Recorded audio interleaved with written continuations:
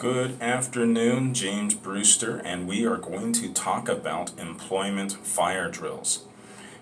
Why? Because for a regular fire drill, if your building catches fire, how do you get out? How do you evacuate to safety? If you are walking on the street, you have self-defense drills. What do you do if someone threatens your safety or the safety of a family member? The reason is, in a dangerous situation, you need to know how you are going to act ahead of time. If you wait until you are in danger to figure out what you're going to do, that's when a bad situation can quickly become worse. And it's the same thing for your employment situation. If you are fired today, what do you do? It's going to be bad enough to be fired or have to leave your job because you might feel like you're kicked in the teeth, punched in the face, whatever. It could be very emotional, especially if you put your heart and soul into that job and now that was your identity and now it's gone. So what do you do? There are a few things you can do to maybe not take away the pain entirely, but to negate its effects and get back to work as quickly as possible. Number one is you want to have your resume updated. Now, a good rule of thumb that I've seen is to update your resume quarterly. Now, you might be looking at it and saying, nothing else I need to add, and putting it aside, but you don't want to wait until you're fired. You're dealing with the emotions, just your identity's gone, you have to rebuild yourself in a sense. You don't want to have to mentally go back through months or years of job history to try to put something together in a form that employers will accept. You want to have that done. You're going to have enough to worry about. So have your resume updated quarterly. Two, know where you can go. For example, in my field, I know of at least 6 companies where I can apply today. Like if I were fired right now, I have 6 companies I can go to and immediately place applications.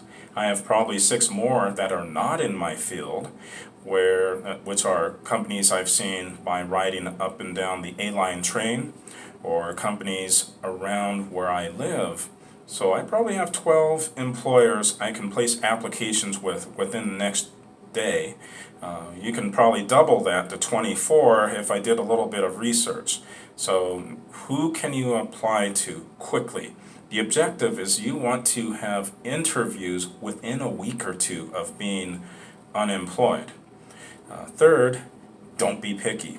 And this could mean taking that pizza delivery job, maybe that staffing job where you're doing crowd control or security, and you might be saying, James, it doesn't pay as much as my old job. And really, that's the point, because every dollar you are bringing in is money that is not coming out of your savings, it is not coming out of the credit card. And it can extend the date of reckoning. It gives you more time to find something that you really do want. And I like this example, but it's like dating. The person in high school who was confident, strutting their stuff a little bit, that's the person who got the date. The person who said, oh, please give me a chance, please date me, that's the person who probably did not get the date. Or they got the mercy date and then nothing else. And it's the same thing for employment. If you are confident, more confident, because you know you have weeks or months of savings because of that extra income that's coming in, and you have time to find the job you really want, you're going to be calmer, more confident, and you're going to put your best foot forward versus the person who says, oh, if you don't hire me in the next day or two, I'm going to be evicted or foreclosed on.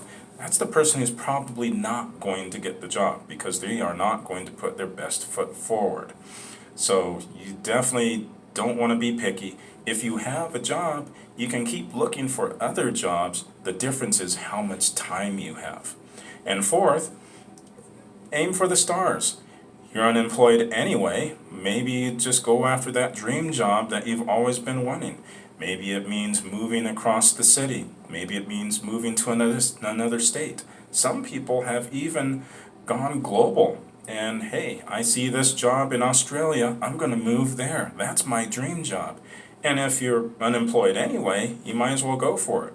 Maybe you have some savings. Maybe you can start that business you've always wanting to start.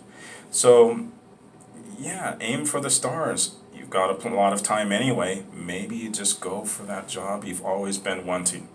So again, number one, keep your resume updated. Two, know where you can place applications and get those interviews and a job as quickly as possible. Three, don't be picky.